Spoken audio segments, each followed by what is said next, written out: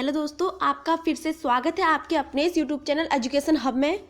दोस्तों, आज की इस वीडियो में हम बात करेंगे क्लास 11th चैप्टर फर्स्ट रसायन विज्ञान की कुछ मूल अवधारणाएं के टॉपिक निश्चित अनुपात का नियम यानी कि लॉ ऑफ कांस्टेंट प्रोपोर्शन के बारे में। तो दोस्तों, सबसे पहले हम बात करते हैं कि लॉ ऑफ कांस्टेंट प्रोपोर्शन यानी कि निश्चित अनुपात का नियम का प्रतिपादन किसने किया था। तो दोस्तों, इसका प्रतिपादन सबसे पहले जे एल प्राउस्ट, इसका प्रतिपादन सबसे पहले जे.एल. प्राउस्ट ने सन 1799 ईस्वी में किया था। दोस्तों, यह नियम यह कहता है कि किसी भी रासायनिक कंपाउंड की रचना सदा निश्चित भार के समानुपाती ही होगी, यानी कि कोई भी रासायनिक कंपाउंड होगा उसकी रचना सदा निश्चित भार के समानुपात होती है और वह वैसी ही रहेगी जैसी वह निर्धारित है, उसे कभी भी नहीं बदला जा सकता। दोस्तों, चाहे उस कंपाउंड को आप लोग कहीं से भी प्राप्त करें, उसके निश्चित भार को बदला नहीं जा सकता।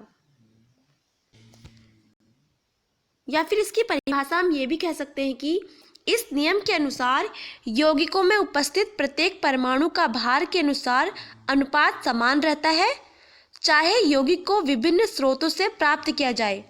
अर्थात यह यौगिकों के बनाने की विधि को या यौगिकों को प्राप्त करने के स्रोत पर निर्भर नहीं करता है। इसकी एक डेफिनेशन ये भी है कि प्रत्येक रासायनिक यौगिक में, चाहे वह किसी भी विधि से बनाया या प्राप्त किया जाता हो, तत्वों के द्रव्यमान एक निश्चित अनुपात में संयुक्त रहते हैं। अर्थात एक यौगिक में निश्चित प्रकार के तत्व एक निश्चित भारानुपात में संयुक्त रहते हैं। दोस्तों, इस नियम से यह स्पष्ट होता है कि प्रत्येक यौगिक का रासायनिक संगठन निश्चित होता है, जो उसके बनाने की विधि या स्रोत पर निर्भर नहीं करता है। इसका एक एग्जाम्पल देखते हैं, जैसे कि H2O यानी कि जल। दोस्तों, जल हाइड्रोजन एवं ऑक्सीजन का यौगिक है और शुद्ध जल के अणु में 2 अणु हाइड्रोजन के होते हैं तथा 1 अणु ऑक्सीजन का होता है। हाइड्रोजन के 2 अणु और ऑक्सीजन का 1 अणु होता है। ये हमेशा ही रहेगा, चाहे हम उस जल को कहीं से भी लें, या फिर हम समुद्र से लें या नल से लें या फिर प्रयोगशाला में किसी भी प्रयोग में बनाएं। जल की रचना कभी भी नहीं बदलेगी, उसके अणु जितने हैं उतने ही रहेंगे। जैसे कि इसमें देख रहे हैं, H2O में हाइड्रोजन और ऑक्सीजन के भारों का अनुपात 2:16 होता है, यानी कि 1:8। जो किसी भी स्रोत से प्राप्त जल में हाइड्रोजन और ऑक्सीजन के भारों का अनुपात सदैव 1:8 ही होगा। दोस्तों, इसका एक और एग्जाम्पल देखते हैं, CO2 यानी कि कार्बन डाइऑक्साइड।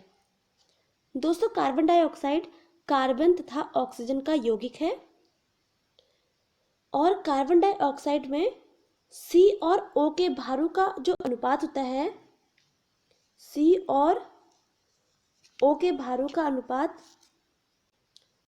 दोस्तों इसमें कार्बन और ऑक्सीजन के भारों का अनुपात जो होता है ये 12:32 होता है, यानी कि कार्बन के 12 होते हैं और ऑक्सीजन के 16। पर यहाँ पर 32 इसलिए हुए क्योंकि CO2 है, यानी कि ऑक्सीजन 2 है, तो इसलिए यहाँ पर 32 हुआ। तो जब हम इसे सॉल्व करेंगे तो इसका होगा 3:8।